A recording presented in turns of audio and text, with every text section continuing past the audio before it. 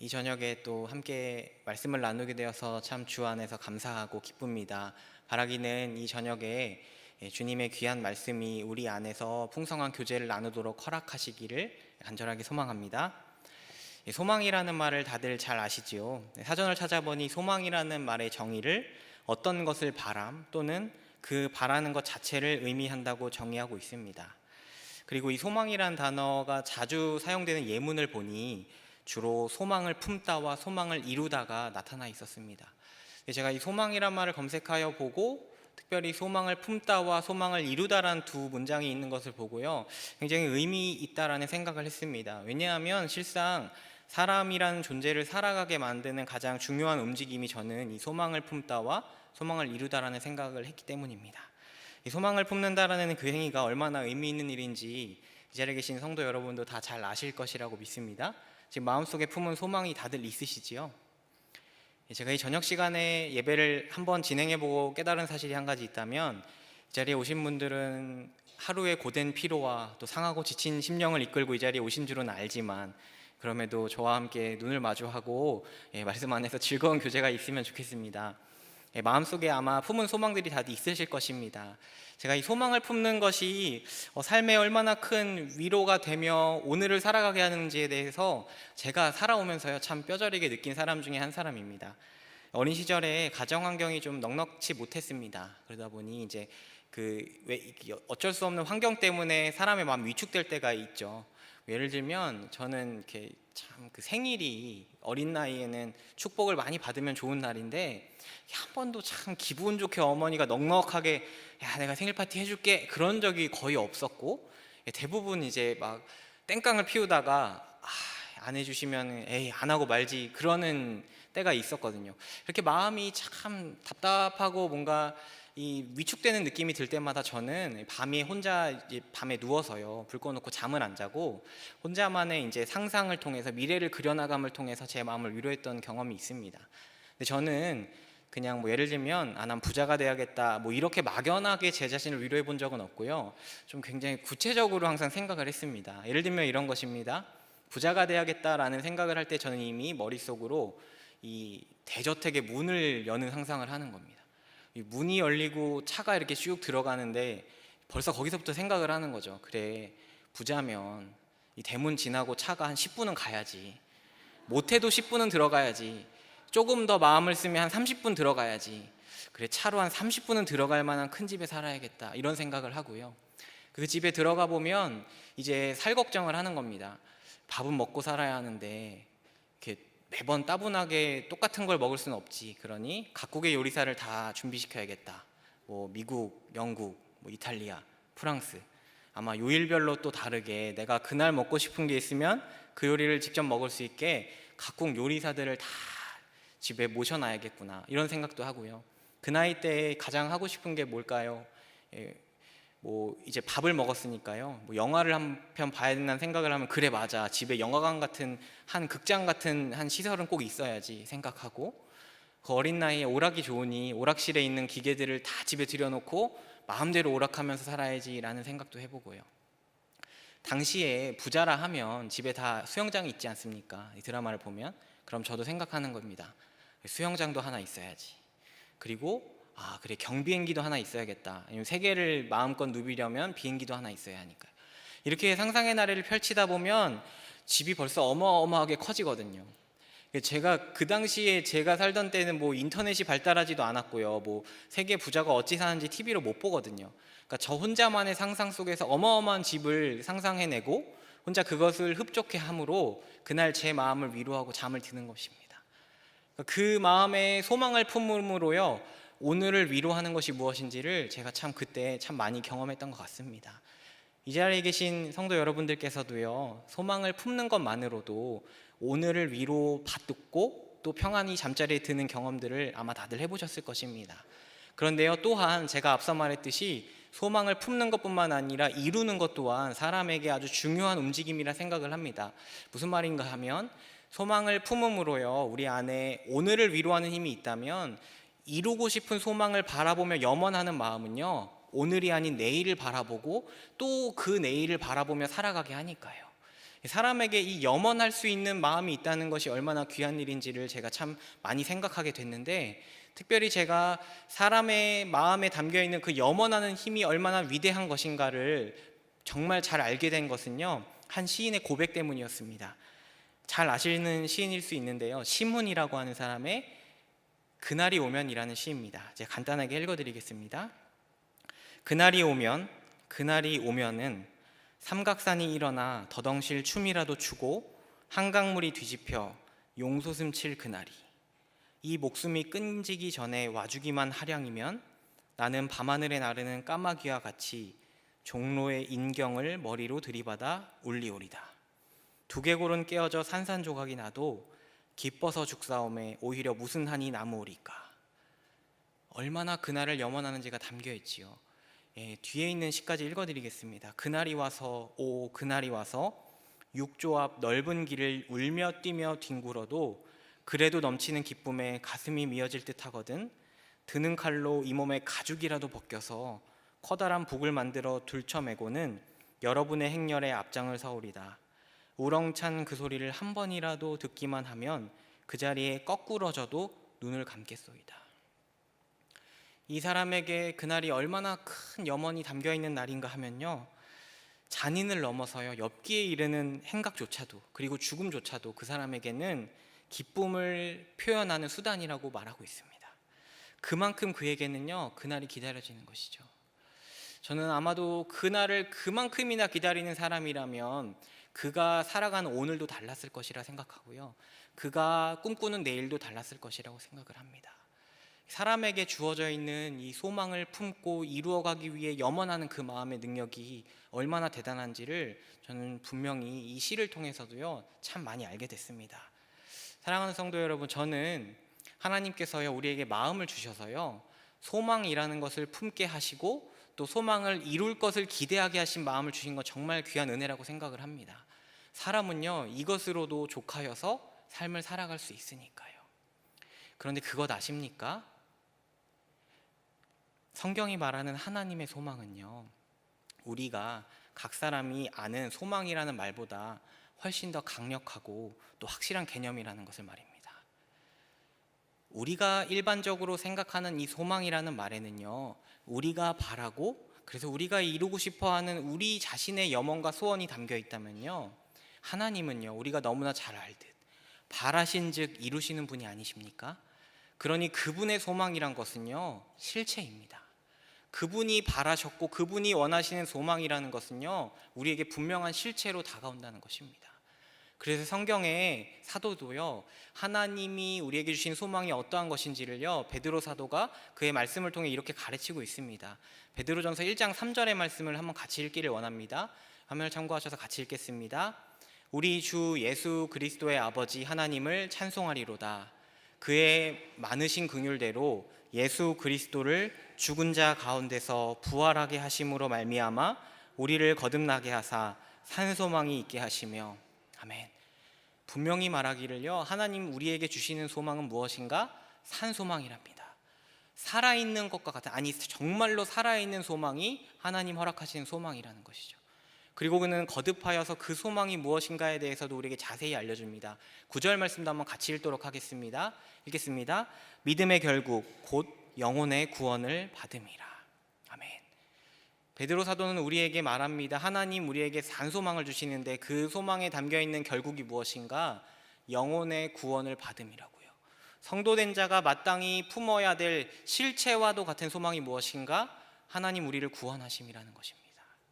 그래서 사실 오늘 우리가 읽은 말씀 중에 19절 말씀에도요, 그 베드로 사도가 언급하고 있는 것과 굉장히 동일한 표현이 그대로 담겨 있습니다.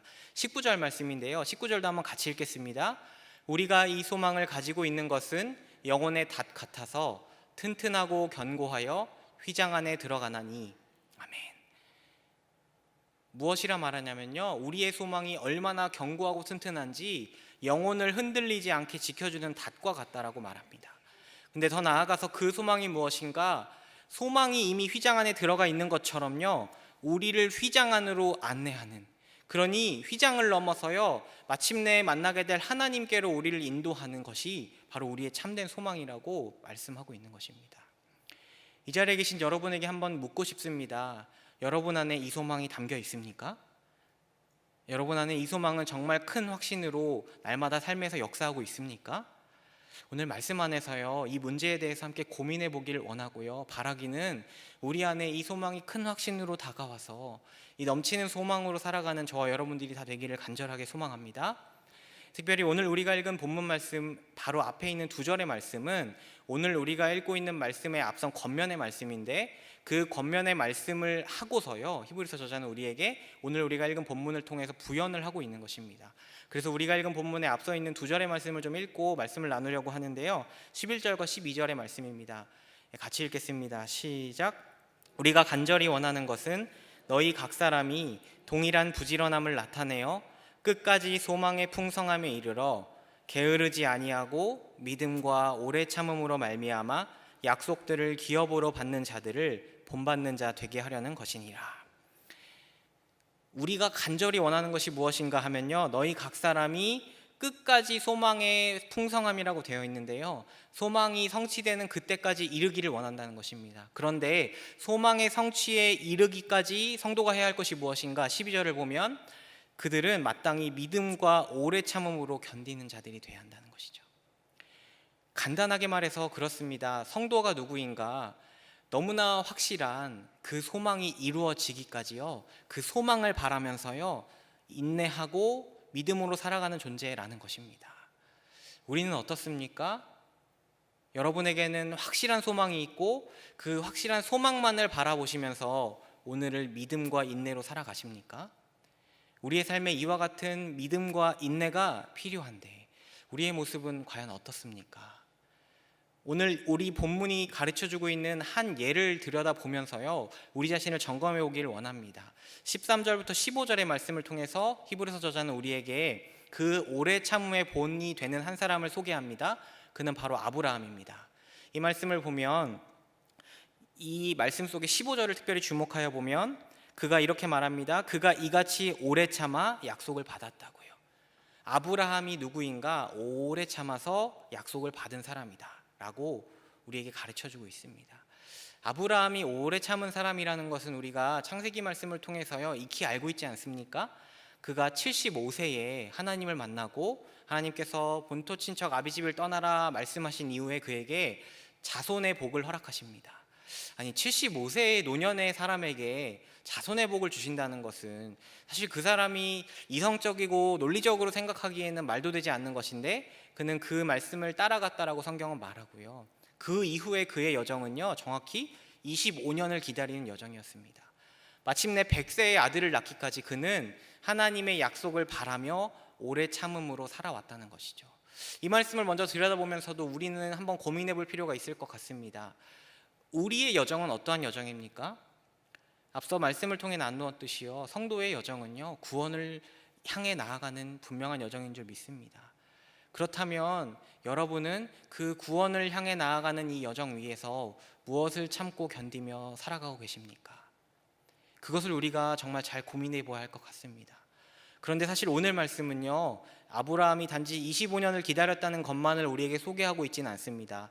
더 나아가서 그가 참고 있는 것이 무엇인지를 우리에게 보여주는데요, 우리가 함께 아까 봤던 13절부터 15절의 말씀을 보면 이 하나님께서 아브라함에게 맹세하시는 그 맹세의 본문을 14절에 담고 있는데, 이 말씀은요, 사실 창세기에 있는 어떤 22장에 있는 하나님이 아브라함에게 주시는 약속의 말씀을 인용한 구절입니다.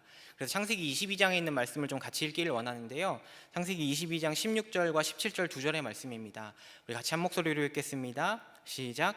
이르시되 여호와께서 이르시기를 내가 나를 가리켜 맹세하노니 내가 이같이 행하여 내 아들 내 독자도 아끼지 아니하였은즉 내가 내게 큰 복을 주고 내 씨가 크게 번성하여 하늘의 별과 같고 바닷가의 모래와 같게 하리니 내 씨가 그 대적의 성문을 차지하리라. 네가 이같이 행하여 네 아들 독자도 아끼지 아니하였은즉. 아시겠죠? 그가 이삭을 제물로 바치던 때에 그의 순종함을 보고 하나님께서 그에게 내리시는 말씀입니다. 그러니까 아브라함의 오래 참음이 무엇인가? 그 약속의 여정 위에 서서요 25년을 참아낸 것뿐만이 아니고요, 생각해보면요 100세에 태의문을 열어서 허락하신 그 자녀를 이제는 하나님께 바치라 하시지 않습니까? 사실 이삭을 바치라는 하나님의 명령은요, 하나님이 그에게 이미 허락하신 약속과 정면으로 충돌하는 명령입니다. 왜냐하면 그에게 자손의 복을 주셨는데 그 자손을 바치라는 거니까요. 그럼에도 아브라함은 그 하나님의 말씀 앞에 순종하기까지 오래 참았더라. 성경은 그렇게 말하는 것이겠지요. 아브라함의 오래 참을 보면서요 우리 신앙의 여정을 돌아보기를 원합니다. 우리에게는 이와 같이요, 구원을 이루어가는 여정 위에 서서요 때로 기다려야 하는 것 같은 상황을 만날 때에, 내 맘 같지 않은 상황을 만날 때에, 아니 내가 정말 구원받은 사람이라면 어떻게 내 삶에 이런 일이 일어나는가라는 질문이 던져질 법한 상황 속에 놓여 있을 때 그 상황을 어찌 견디며 살아가셨습니까? 정말 믿음과 오래 참음을 따라 기꺼이 내 마음을 하나님 앞에 온전히 내어 맡기며 그 인생 여정을 지나오셨습니까? 우리의 삶을 한번 돌아보기를 원합니다. 제가 예전에 베테랑이라는 영화를 아시죠? 예, 흥행했던 영화라서 아마 다들 아실 텐데요. 그 영화를 봤습니다. 그 영화의 전반적인 줄거리는 이 재벌 3세가 정말 사람 열받게 만들 만큼 악행을 저지르는 이야기에 이 어떤 정의로운 형사가 그를 처벌하기까지의 이야기를 담아내는데요. 제가 그 영화 속에서 특별히 인상 깊었던 장면이 하나 있습니다. 서도철 형사라고 하는 역을 맡은 황정민 씨가 이제 재벌 3세 그 유아인 씨의 그 잘못된 일들을 하나하나 수사해 나가면서 밝히려고 하니 이게 이제 그 재벌 그룹에는 서서히 압박이 되는 거죠. 그러니까 그 재벌 그룹의 회장이 이제 그 아들이 아닌 그 아들과 함께 일을 하는 조카인 최상무를 불러서요 그에게 이렇게 딜을 하는 겁니다. 야, 너가 우리 가족이지. 그러면서 너가 대신 들어가주면 너에게 회사도 하나 띄워주고 또 너네 애들은 다 내가 유학 보내줄게 라고 이야기를 하는 거죠. 그 이야기를 듣고 최상무가 고민을 하다가요 결국은 대신에 자수를 해서 감옥에 들어갑니다. 그러니까 이게 서도철 형사가 너무 화가 나서 가서 도대체 무엇냐라고 말할 때 그가 했던 이 대사가 있는데요, 뭐라고 하냐면요, 장사꾼은 보이는 것을 팔고 사업가는 보이지 않는 곳에 투자를 한다. 처음에는 저도 이걸 들으면서 저녁에 참 무슨 개똥 같은 소린가 라는 생각을 했습니다. 근데 이 말을 제가 계속 곱씹어 보니까요 이게 참 의미가 있구나 라는 생각을 해본 것입니다. 무슨 말인가 하면요, 지금 그 최상무라는 사람은 스스로 말하기를 투자를 했다는 거예요. 근데 그 투자를 했다는 것은요 자기도 말하기를 보이지 않는 곳에 투자하는 게 사업가라는 거죠. 그러니까 지금요 이 사람도요 자기 생각에 정말 그게 될지 안 될지 모르는데요 어쨌든 간에 내던져 본 거라는 겁니다. 제가 그거에도 일단은 무엇에 놀랐냐면 믿음이 대단하구나 라는 생각이요. 근데 제가 거기서 또 한 가지 생각을 해본 게 뭐냐면 그래, 이 사람이 하는 말이 사실 맞거든요. 그러니까 사업가라는 존재들은 다 안 보이는데 투자해서 큰 이익을 거둘 것을 기대하지 않습니까? 그러니까 제가 그걸 보면서 또 생각을 한 거죠. 사업가도 정말 믿음이 대단한 사람이구나. 그러니까 사람이란 존재가요 기본적으로 신앙을 떠나서라도요 참 그 안에 믿음이 대단한 것 같습니다. 보이지 않는 것에요 투자하고요. 우리의 삶에도 실상 그렇지 않습니까? 우리가 기대하는 것이지 실상 이루어지지 않는 것이라 할지라도 우리는요 투자하고요 희생하고요 헌신하거든요. 그래서 제가 던진 질문이 이것입니다. 과연 그렇다면 믿음의 실체라 여기는 하나님을 믿는 믿음이 주는 소망 안에서요 우린과 하나님 앞에 얼마나 우리 자신을 희생하고 던지고 헌신하며 또 오래 참음으로 견뎌내는가 하는 거예요. 하나님 우리를 구원으로의 여정 위에 세우신 것은요 너무나 확실한 것이라 성경이 말하고 있는데 과연 우리는 그것을 정말 확실한 것으로 여겨서요 삶에 내 맘 같지 않은 일이 찾아올 때도 그래, 그래도 주님 계시니까, 그래 주님 살아계신데 그 믿음으로 오늘을 정말 내가 견디고 살아가는가, 아니면 죽을 것 같다는 위기감과 내 마음과 다르다는 상실감이 내 마음을 억누르고 괴롭혀서요 내가 정말 구원받은 성도인가를 오히려 의심하게 하고 다른 도움과 구원이 필요한 것처럼 오늘을 살아가게 하고 있는가. 참 이 말씀 앞에 우리 깊이 고민해 봐야 할 것 같습니다. 분명한 것이 있다면요 성도의 오래 참음은요 기꺼이 그 믿음을 위해서요 우리의 무언가를 내어줄 수 있고 그럼에도 참고 견딜 수 있음이라는 것은 확실하니까요. 아브라함이 보여준 그 오래 참음의 본을 따르자면 말이죠. 우리의 삶에 이와 같은 오래 참음이 있는지를 한번 우리 자신이 스스로 돌아보기를 원하는데요. 근데 오늘 본문의 말씀은 단지 우리에게 그 오래 참음의 본만을 보여주는 것이 아니고 그 오래 참음의 본을 보인 아브라함이 하나님에게 받은 은혜가 얼마나 큰지를 우리에게 보여주고 있는 것입니다. 무슨 말인가 하면 그 아브라함이 지금 사실 우리가 저는 사실 오늘 이 말씀을 연구하면서요, 내가 이 창세기에 있는 사건을 참 간과했구나라는 생각을 했던 것이 무엇이냐면, 앞서 우리가 읽은 본문 말씀에 보면 13절에 하나님께서 아브라함에게 약속하실 때 그분이 무엇을 하셨는가? 맹세를 하셨다고 합니다.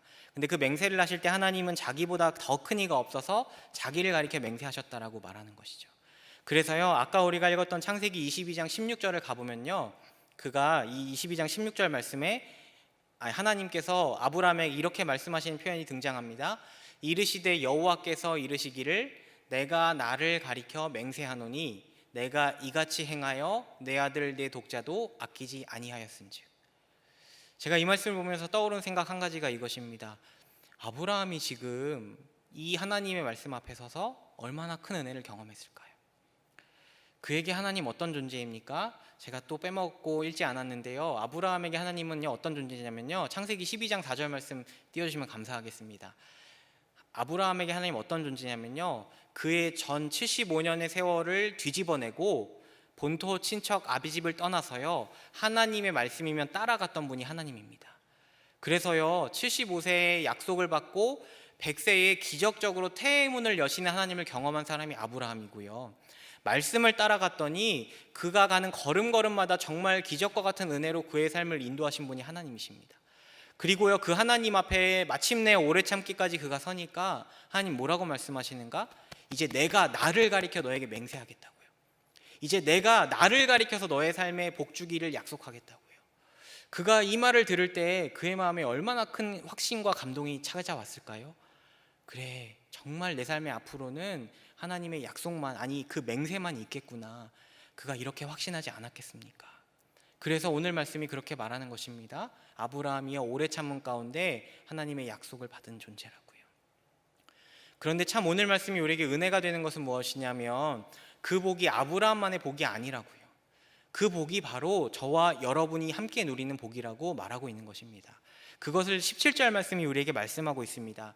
17절 말씀도 한번 같이 읽도록 하겠습니다. 읽겠습니다. 시작. 하나님은 약속을 기업으로 받는 자들에게 그 뜻이 변하지 아니함을 충분히 나타내시려고 그 일을 맹세로 보증하셨나니. 아멘. 앞선 말씀에서 하나님이 그분을 가리켜 맹세로 보증하셨습니다. 그런데 17절에서는요 그것이 아브라함이 아니라 이제는요 대상이 바뀌었습니다. 약속을 기업으로 받는 자들이요. 직역하자면 이런 말입니다. 약속의 상속자들이요. 그들이 누구일까요? 지금 이 자리에 앉아있는 저와 여러분입니다. 약속의 상속자인 우리에게도 하나님은요 우리의 구원의 확실함을 맹세로 보증하신 분이라고 우리에게 선언하고 있는 것입니다. 그래서요 우리가 읽은 본문 말씀의 2절 19절과 20절에 그것이 무엇인지를 이렇게 설명합니다. 2절 말씀도 한번 같이 읽겠습니다. 시작. 우리가 이 소망을 가지고 있는 것은 튼튼하고 견고하여 휘장 안에 들어가나니 그리로 앞서가신 예수께서 멜기세덱의 반차를 따라 영원히 대제사장이 되어 우리를 위하여 들어가셨느니라. 아멘. 우리의 소망이 얼마나 확실한지 영혼을 지키는 닷과 같이 견고하고 튼튼하여서요 우리를 휘장 안에 인도할 만한 확실한 소망인데, 그 소망이 어떻게 우리를 향하여 이루어졌는가? 예수 그리스도를 통해서요. 우리 앞서가신 그가 그 안에 들어가심으로 말미암아 더 큰 보증이 없어도 될 만큼 우리에게 확실한 소망을 주시도록 우리에게 구원의 은혜를 베풀어 주셨노라고 성경은 우리에게 말하고 있는 것입니다. 그래서요 우리는 이 확실한 보증을 따라 큰 은혜와 유익을 누리는 자들이라고 오늘 말씀 18절이 우리에게 증언하고 있습니다. 18절까지만 같이 읽도록 하겠습니다. 이는 하나님이 거짓말을 하실 수 없는 이 두 가지 변하지 못할 사실로 말미암아 앞에 있는 소망을 얻으려고 피난처를 찾은 우리에게 큰 안위를 받게 하려 하심이라. 아멘. 하나님께서 변하지 않는 약속과 또 맹세를 통하여서요, 그분이 거짓말 하실 수 없는 분임을 드러냄을 통해 앞에 있는 소망을 얻으려고 피난처를 찾는 우리에게 큰 안위를 받게 하신다고요. 그러니 피난처가 필요하여 소망을 품으로 나아가는 우리 각 사람에게 하나님은요, 이와 같은 큰 소망으로 우리가 얼마나 구원의 소망을 가지고 있는 존재인지를 깨닫게 하심으로 우리 마음에 큰 위로와 안위를 주시는 분이라고 말하고 있는 것입니다. 사랑하는 성도 여러분, 저는 이 말씀을 읽으면서요, 이 말씀이 저에게 이렇게 다가왔습니다. 삶의 괴로움이 찾아올 때에, 내가 해결할 수 없는 일들이 내 마음을 가둘 때에 나는 내게 보여주신 구원의 소망으로 인하여 내게 큰 안위가 있다고요.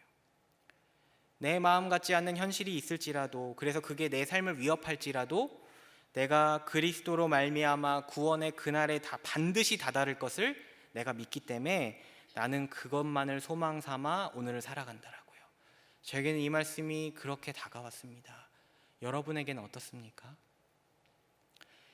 제가 이제 교회에 와서 사역을 한 지가 이제 한 3개월이 넘어서 4개월이 되어가고 있습니다.